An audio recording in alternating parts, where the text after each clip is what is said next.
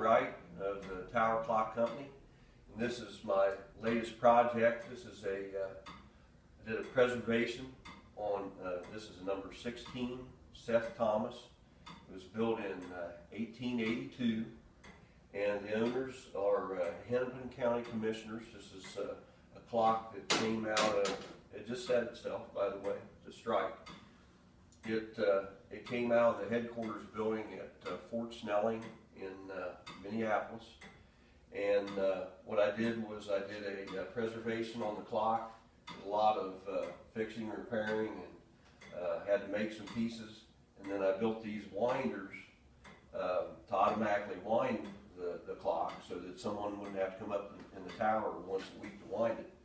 And it's going to be on display for a while there at the visitor center until the clock tower and actually the whole headquarters building is fixed up. It's very dusty, and it's just good that they got it out when they did. We'll get it put back in the visitor center, and it'll stay nice and dry and clean until the building is finished, and then we'll put it back up in the tower. So I made a display, tried to make everything look kind of like it does up in the tower, the old beam. We have a clock here that kind of shows how it all works. This shaft, when it goes back, is about 14 feet long, and it goes up to the center cluster gear or motion works that's in the center of the tower, and then it branches out 3 directions. And there's 3 4-foot dials in the building, and then the bell sits on the back side where the 4th clock face would be. So it's just in a second or two here, it's going to ring. What happens is the clock, the snail here has set itself up to ring at 10 o'clock, and over here, when this piece drops on the snail, it determines how far the strike rack drops. And I think we're going to actually, being that it's going to ring 10 times, this weight will probably drop far enough that it will pick this switch on and it'll automatically wind itself. So you'll see when the thing starts to strike that there's a lever here that will pick up that will engage the strike, and this arbor will start to turn. The fan on the end is what's called the governor, or the fly, and what it does, it determines if it wasn't on there, this thing, when that picked up, that weight would just drop real hard, and that slows it down.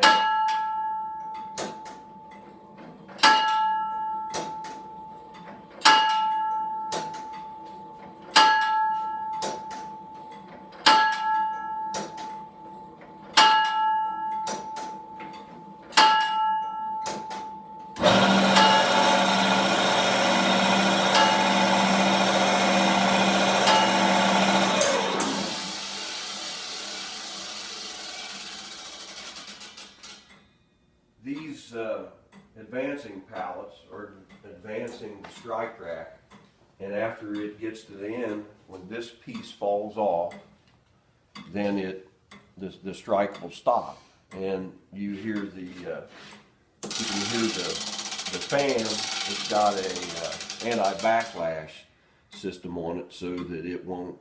When it hits, it just is able to release that motion the other direction.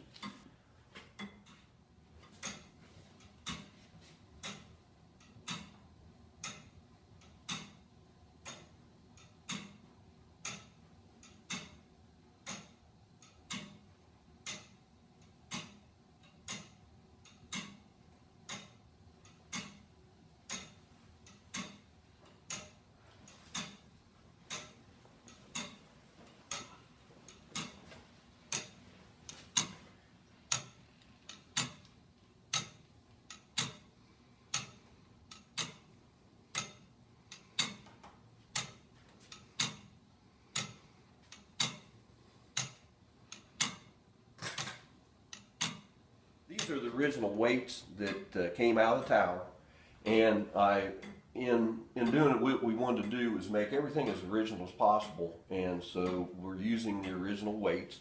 originally this was a pile of weights. The strike side normally takes a lot more than this. What it is, when you go through, the weights used to be suspended off of a cable that came off this drum, and it would go straight up and over a pulley and then down in the corner, and then there would be a weight chute, and the weight chute on this side, the strike side, went clear down to the front door of the building. So the weight chute is the total height of the building, which I think is about 70 feet.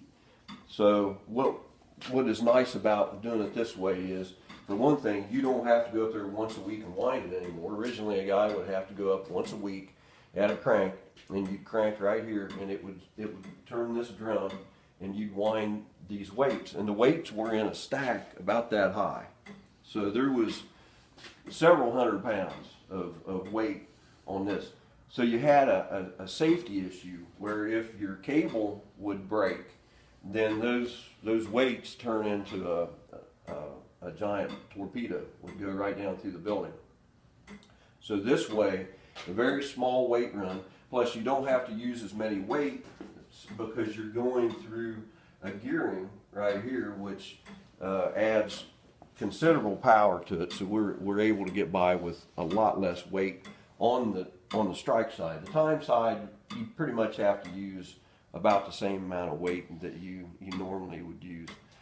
So somebody would go up every 7 days. Normally they would set, say, the Wednesday they'd go up. Well, this is an 8-day clock, so it would give you that extra day if you forgot or you couldn't make it up there or whatever.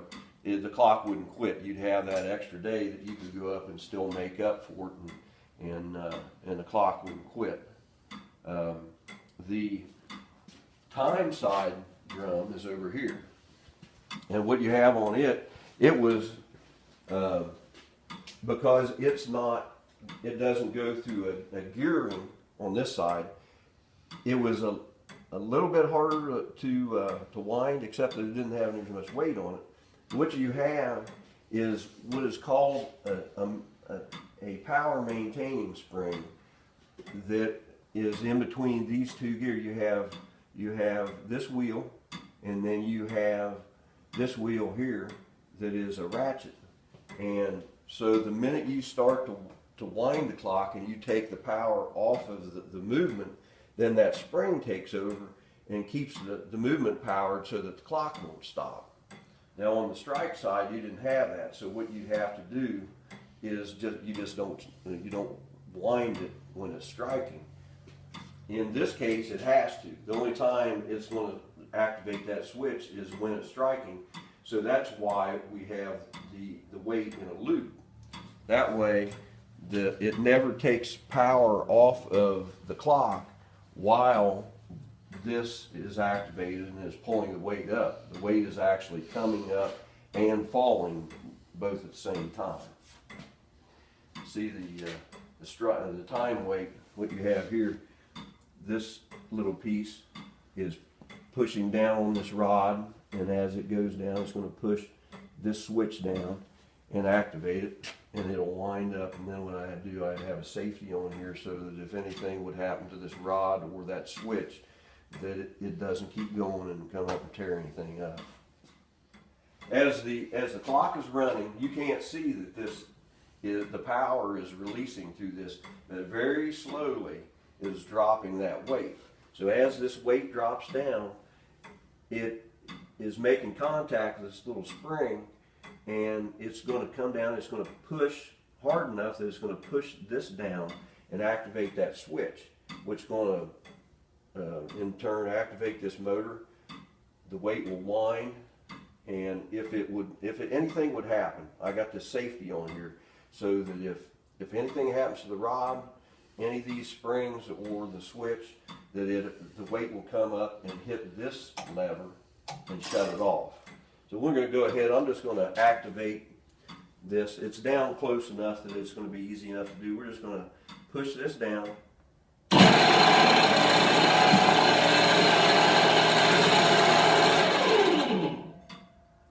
This is good for about 16 hours. That distance right there is about how far these weights will drop in 16 hours.